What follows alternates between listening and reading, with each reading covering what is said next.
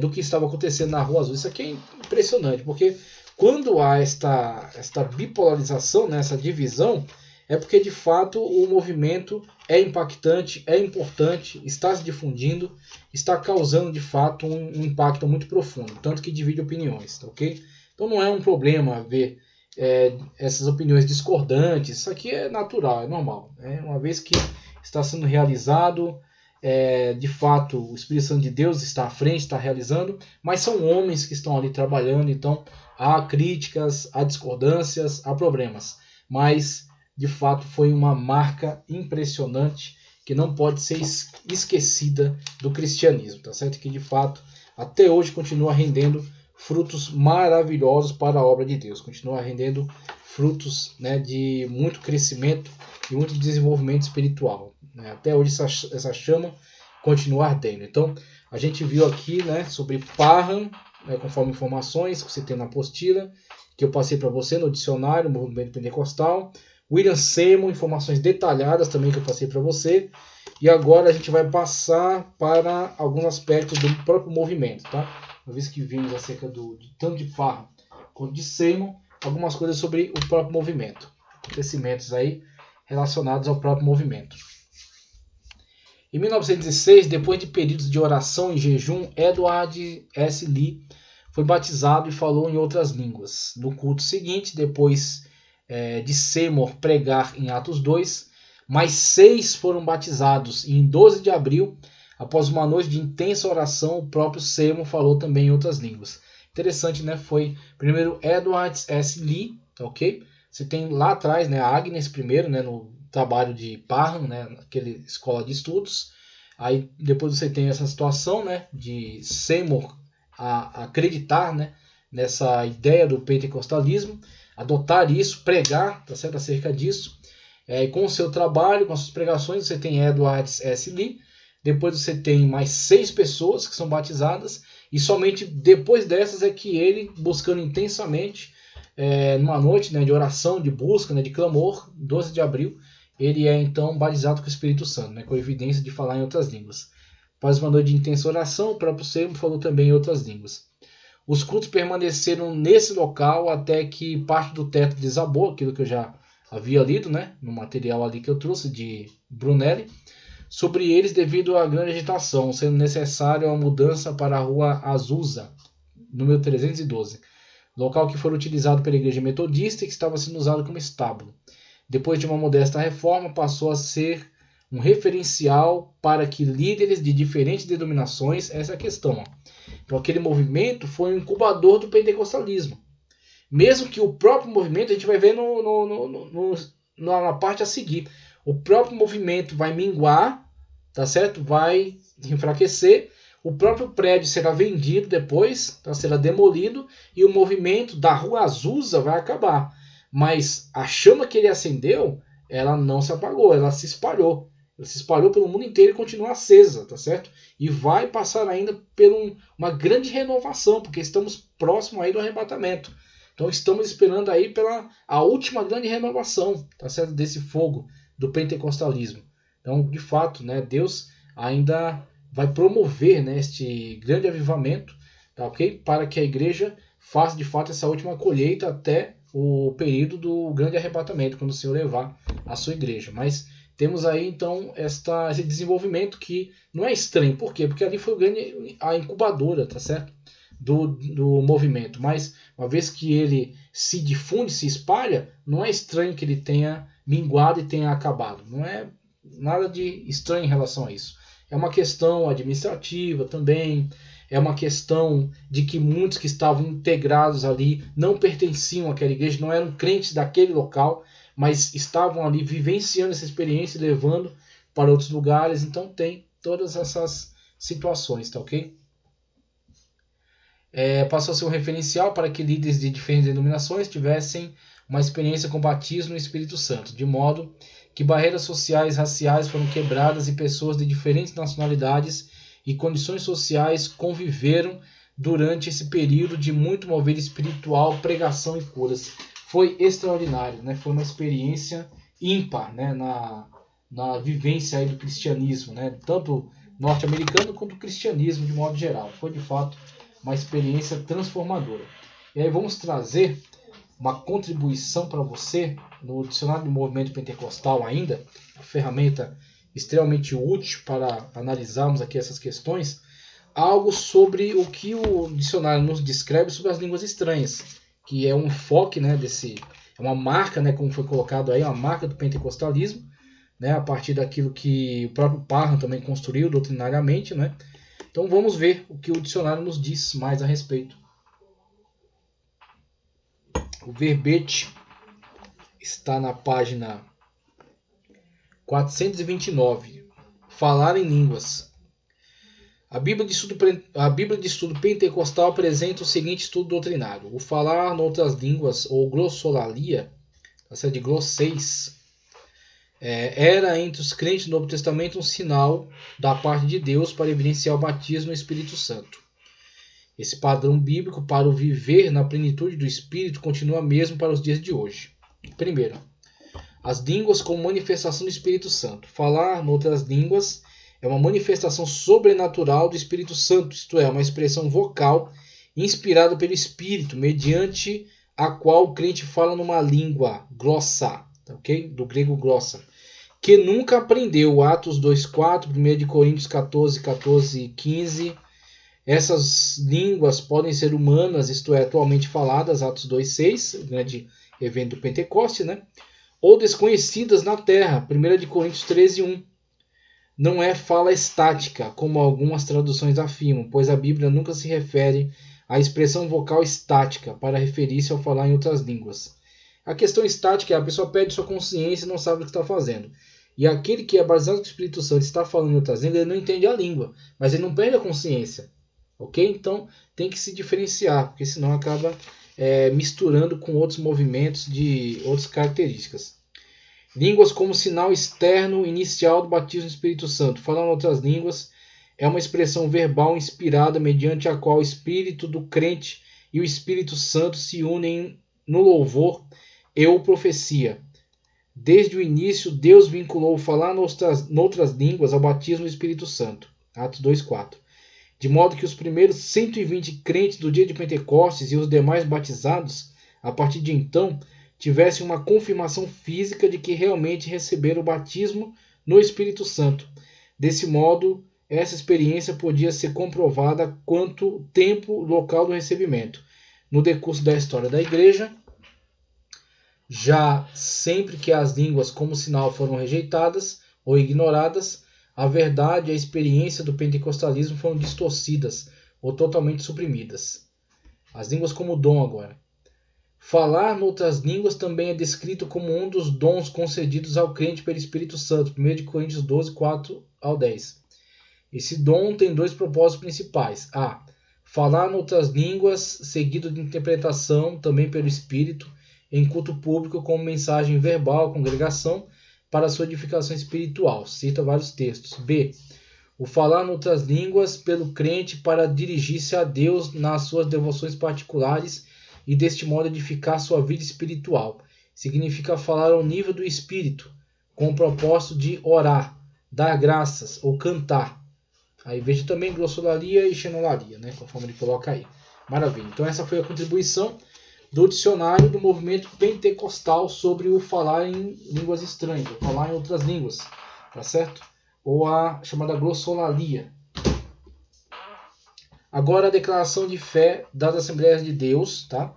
Declaração de fé da Assembleia de Deus, a página é a 165 primeiro, sobre o posicionamento oficial da Igreja quanto ao batismo, sobre o batismo no Espírito Santo.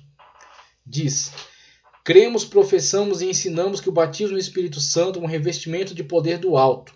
E eis que sobre vós envio a promessa do meu Pai. Ficai, porém, na cidade de Jerusalém, até que do alto sejais revestido de poder. Lucas 24, 49. É também uma promessa divina aos salvos. E também do meu Espírito derramarei sobre os meus servos e minhas servas naqueles dias. Trata-se de uma experiência espiritual que ocorre após ou junto à regeneração, sendo acompanhada da evidência física inicial do falar noutras línguas. E todos foram cheios do Espírito Santo e começaram a falar em outras línguas, conforme o Espírito Santo lhes concedia que falassem. Atos 2,4. Nessa passagem, ser cheio do Espírito Santo indica ser batizado no Espírito Santo. O falar em outras línguas é a evidência inicial desse batismo, mas somente a evidência inicial, pois há evidência contínua da presença especial do Espírito Santo como fruto do Espírito, Gálatas 5:22. E a manifestação dos dons, batismo no Espírito Santo, é uma bênção resultante da obra de Cristo no Calvário. Interessante aqui, né? Essa colocação. A natureza das línguas agora. A página é a de número 168. A natureza das línguas. A expressão outras línguas, Atos 2:4, diz respeito ao tipo diferente. Essas línguas são de natureza espiritual, pois que eles falavam conforme o Espírito Santo lhes concedia que falassem. Atos 2:4. Essas línguas reaparecem mais adiante como um dos dons do Espírito Santo, o de variedade de línguas. Porque o que fala a língua estranha não fala aos homens, senão a Deus, porque ninguém o entende. E em espírito fala de mistérios, 1 Coríntios 14:2. A língua aqui é da mesma essência da do Pentecostes. A diferença está na função. É a chamada glossolalia, palavra usada para indicar outras línguas, que podem ser humanas ou celestiais. Essa é a nossa marca, como pentecostais que somos. Quem ora em línguas edifica-se a si mesmo. Cada representante das nações presentes em Jerusalém, nessa ocasião, ouvia na sua língua materna falar das grandezas de Deus. Atos 2:11. Algo semelhante aconteceu na experiência da casa de Cornélio, porque os ouviam falar em línguas e magnificar a Deus. Atos 10:46. A capacidade para compreender esta fala veio do Espírito Santo, porque cada um os ouvia falar em sua própria língua. Como, pois, os ouvimos cada um na nossa própria língua, em que somos nascidos, Atos 2, 6 e 8. Isso mostra que é possível o Espírito Santo usar um crente de pouca instrução para falar numa língua desconhecida, a qual ele não estudou e nem aprendeu, para transmitir uma mensagem na língua materna de um estrangeiro, a fim de revelar o poder de Deus e a sua glória. As línguas só cessarão quando vier aquele que é perfeito, uma referência à volta de Cristo. Portanto, irmãos, procurais com zelo profetizar e não proibais falar em línguas. 1 Coríntios, capítulo 14, versículo 39, sobre o falar, a natureza dessas línguas, que são línguas para se falar em mistério com Deus, mas também são utilizadas por Deus para capacitar o crente para falar línguas estrangeiras que ele não estudou. E aí a nota que está aí está em tela. A glossolalia, conhecido também como dom de línguas, línguas estranhas ou variedade de línguas, é um dom espiritual que, à semelhança dos demais, continua atual e atuante na vida da igreja. O objetivo da glossolalia é anunciar sobrenatural e extraordinariamente o Evangelho de Cristo, como aconteceu no dia de Pentecostes. Maravilha! Inclusive, Ezequias Soares trabalhou até a questão de que eles estavam falando em mistério, mas o Espírito Santo de Deus fazia com que as multidões ouvissem nas suas línguas. Então, é uma outra abordagem também em relação a essa questão de Atos 2, né? Vamos seguir adiante. Muito cedo, o movimento denominado Missão de Fé Apostólica passou a ser bastante frequentado por batistas, presbiterianos, metodistas, menonitas, quáqueres, etc. Mas também passou a ser duramente criticado pela imprensa, ministros mais ortodoxos, mais tradicionais, mais antigos, e pelo próprio Parham. Aí a situação já foi descrita, Ele estava investindo na tentativa de controlar um outro movimento, foi mal sucedido. Quando tentou interagir com o grupo, já tinha perdido seu tempo, seu time. Então o grupo já estava estruturado, já estava importante, crescido, e ele tentou impor, tá certo, a sua forma, a sua visão, de como deveriam ser as coisas, e foi duramente rejeitado. Então ali acumulando também as denúncias, que foram apresentadas de forma unilateral por certas autoridades do Texas e foram veiculadas, tá certo, nas mídias pelo seu adversário em relação à tentativa de dominar o movimento Zion, isso trouxe uma destruição, tá certo, no nome de Parham, uma destruição aí na sua credibilidade, tá ok? E ele acabou seus dias aí quase como um desconhecido, dos pentecostais já de segunda geração. pelo próprio Parham, que se mostrou escandalizado com a falta de liturgia e a empolgação de seus participantes. Mas, por outro lado, esse movimento foi o epicentro do grande avivamento pentecostal que se espalhou pelo mundo. Com o passar do tempo, o movimento na Azusa foi arrefecendo, pois muitos de seus integrantes eram apenas periódicos, partindo depois para suas igrejas ou abrindo outras. E depois de alguns conflitos entre Seymour e os irmãos de origem hispânica, e também com William Howard Durham, esse William Howard Durham, ele será importantíssimo para o pentecostalismo aqui no Brasil, ok? Porque é ele que tem contato com o movimento da Rua Azusa, ele leva este movimento para Chicago, tá ok? Então ele espalha, por alguns lugares, mas trabalha fortemente em Chicago, e é em Chicago que Daniel Berg, Gunnar Wingren e ainda a chamada Aimee McPhayer, tá ok? Que é a fundadora da Igreja Quadrangular, eles terão contato com o pentecostalismo a partir de Durham, tá? William Howard Durham, em Chicago. Então, a partir do contato que eles têm com o pentecostalismo através de Durham, em Chicago, que eles vão se empenhar nos movimentos missionários, né? Daniel Berg e Gunnar Wingren vindo para o Brasil, tá certo? E Aimee McPherson, trabalhando aí com a Igreja Quadrangular, que depois também vai chegar aqui no Brasil.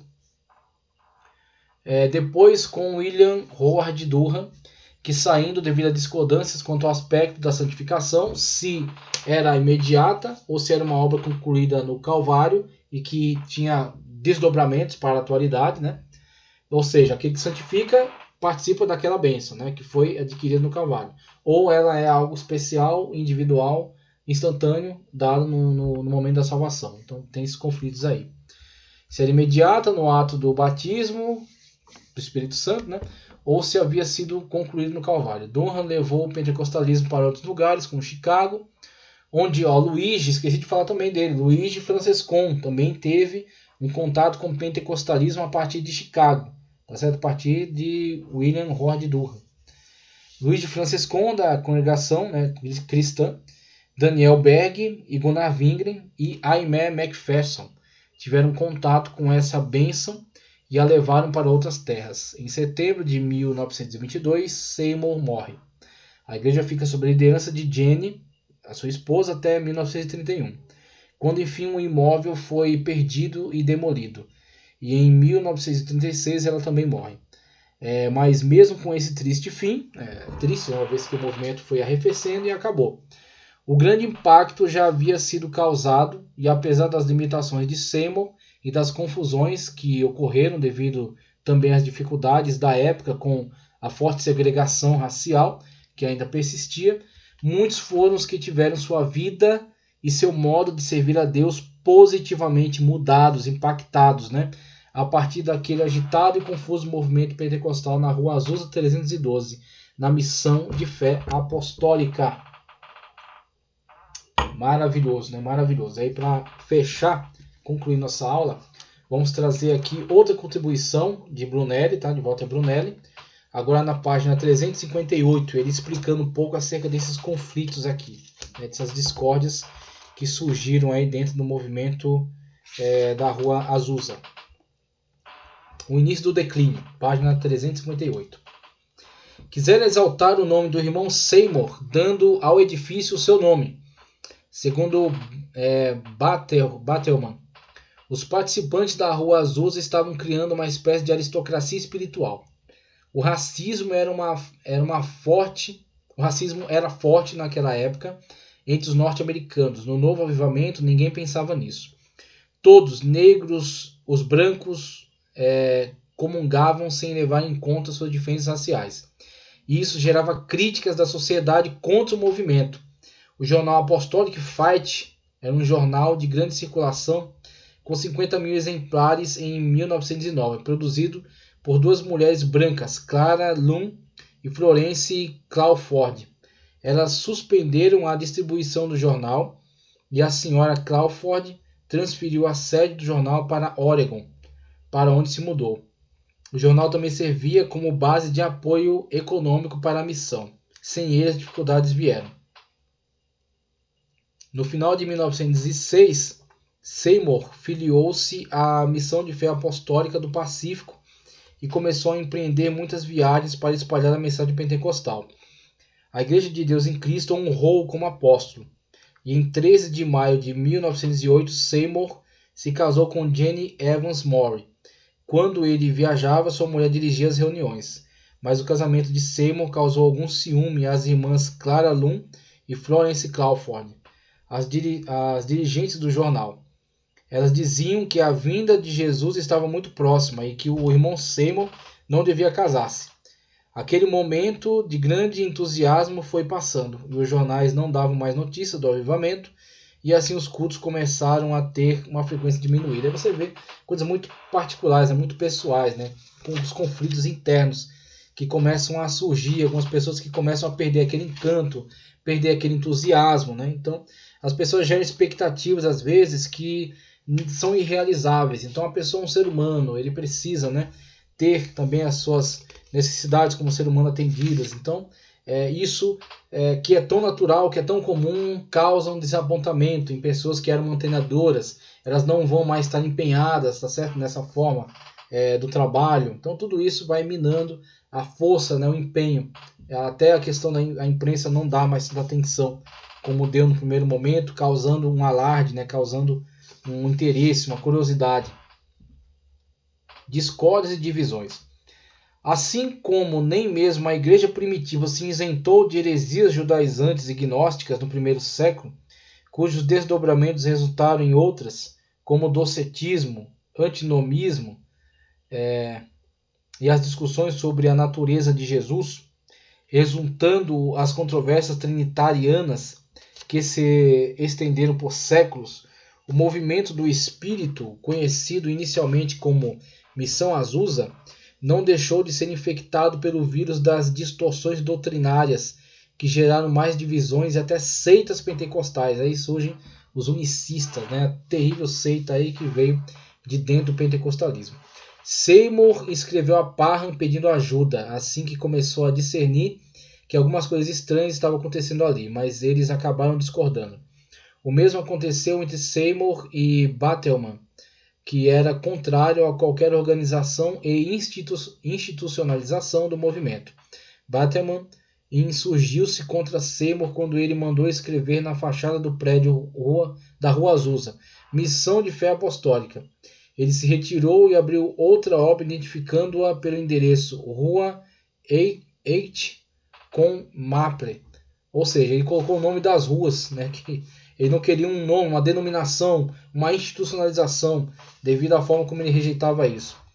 Seu trabalho seguia com o mesmo poder da Rua Azusa, reunindo também muita gente. Frank Batelman, evangelista da igreja Holiness, interessava muito por avivamento. Assim que obteve notícias sobre o país de Gales, correu para lá em 1904. Interessou-se igualmente pelo que estava acontecendo em Los Angeles, entrando em contato com William Seymour.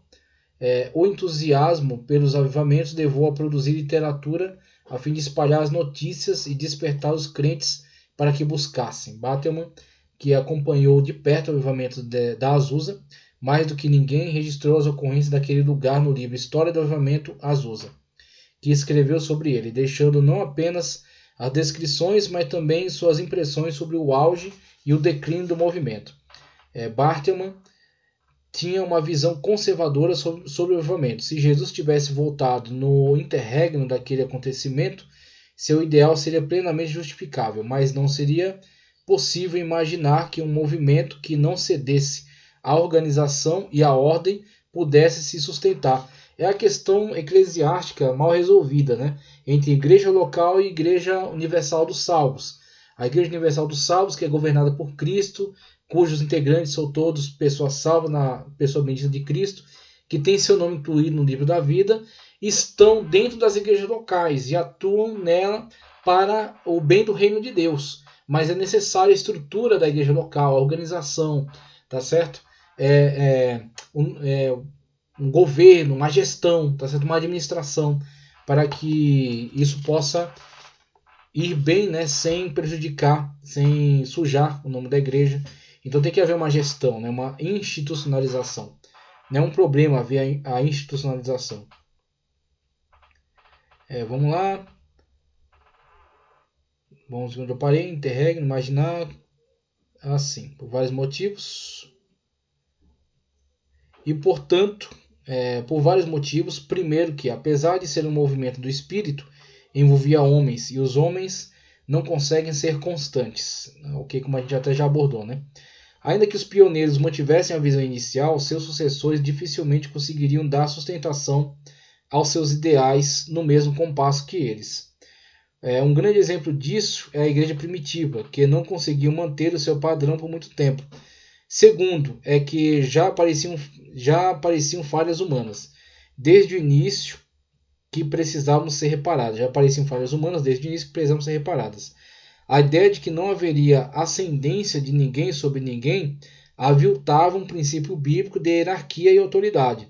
Se Bateman se inspirou no modelo do país de Gales, em que Evans Roberts não quis posicionar hierarquicamente, embora fosse o líder daquele avivamento, que se extinguiu assim que Robert adoeceu, a imaturidade do jovem Evan Roberts permitiu, inclusive, que ele mesmo se deixasse seduzir contra o avivamento por uma mulher de pensamentos contrários aos dele. Terceiro, e mais importante, é que o plano de Deus foi alcançado. A missão da Rua Azusa teve o seu tempo de duração naquele lugar, mas o fogo ali aceso se espalhou pelo mundo e permanece aceso até hoje. E isso é o que importa. Além dessas primeiras desavenças, começaram a se infiltrar algumas heresias. Para dissipar as contendas que elas traziam, seria necessário um conselho formado por apóstolos e profetas, como acontecia na igreja primitiva, mas eles não tinham nada. Por isso, apesar de muitas críticas, em 1914, conseguiram realizar uma grande convenção em Hot Springs, Arkansas, reunindo cerca de 300 líderes de 20 estados do país. Ali nasceu o nome Igrejas Assembleias de Deus, visto que cada grupo representava uma assembleia. Um problema teológico logo surgiu quando foi gerada a doutrina da unicidade de Deus, e de que deveria batizar os crentes apenas no nome de Jesus e não mais no nome da Trindade. Era a própria negação da Trindade divina, até que o Conselho Geral, em 1916, após muitos debates e discussões, condenou essa doutrina.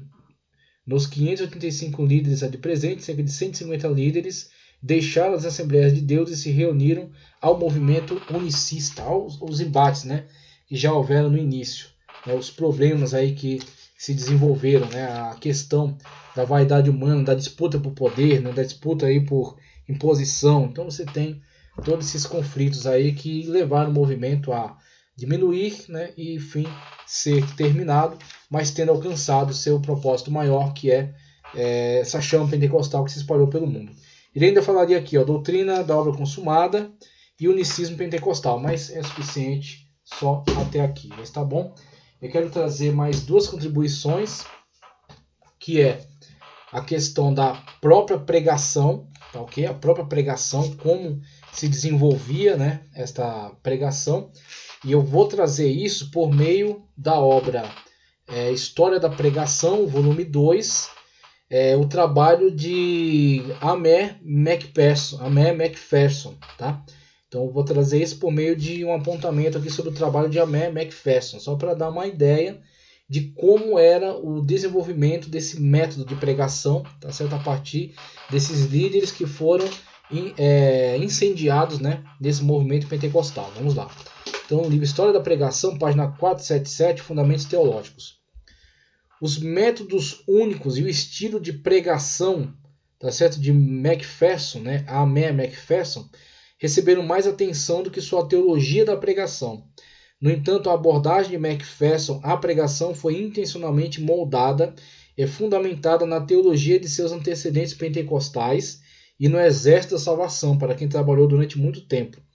McPherson adotou e expandiu a teologia restauracionista da santidade radical e dos primeiros grupos pentecostais que acreditavam que Deus estava gradualmente restaurando a igreja ao cristianismo primitivo. Essa é a ligação que eles queriam fazer. O entendimento de que era uma restauração do cristianismo primitivo, com todos os seus dons, com toda a operação de poder. E aí, posteriormente, vão ter movimentos querendo restaurar títulos, né, cargos como